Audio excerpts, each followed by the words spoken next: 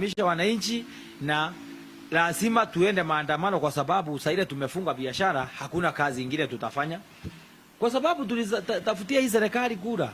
Kwa hivyo hata saa hii kurudi kwa opposition hatuna shinda, kwa sababu hakuna kitu yote tunatarajia kwa serikali saa hii, na hakuna kitu yote tunahitaji tunaongojea watatupatia, ile tujapewa hiyo muda yote. Kwa hivyo tungependa kusema sisi tupewa mamlaka ya kufanya biashara zetu bila kuhangaishwa. Maana ukiangalia hii biashara unalipia license mengi, unafanya mambo mengi mpaka unashindwa ni nini unafanya. Ushuru unalipa kutoka kwa M-Pesa, ushuru unalipa kwa banki, ushuru unalipa mpaka kwa kununua bidhaa. Sasa ukienda supermarket, ukinunua kitu lazima uwekwe VAT. Ukienda kutoa pesa kwa M-Pesa, unakatwa VAT. Kwa hivyo sasa hii unalipa VAT kutoka asubuhi mpaka jioni. Hii nchi imekuwa bure kabisa, na hii nchi imekuwa kutegemea mfuko ya mwananchi wa kawaida. Na ukiangalia mishahara ya wafanyikazi ijaongezwa, ni ile ile tu.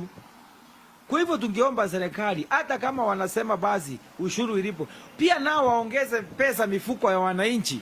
Hiyo ndio jambo tungeona ni jambo la muhimu, lakini wawezi sema wanaongeza ushuru na waongezi pesa mifuko ya wananchi, ni kupora ile kidogo wako naye. Kwa hivyo ningependa kusema sisi tuko tayari kama wafuazi wa UNDA, wale wamekuja kuona ile mambo inafanyika, si mambo ya kawaida hii nchini Kenya. Tuko tayari, maandamano ikiitishwa tutaelekea hiyo maandamano, na bila tuliweza kuchukua maloni tukasupport hii serikali, na imetutupa hinje sisi hatujielewi. Kwa hivyo tu ndio tutaweza kuchukua na hiyo nafasi. Tuombe Mungu atupe nguvu, na tutarudi tena mashinani kuuza baba bila tuliuza William Samoei Ruto. Kwa hivyo hata baba tuko tayari kufanya kazi na wewe, na kama ni opposition tutaishi hiyo opposition, hakuna shida.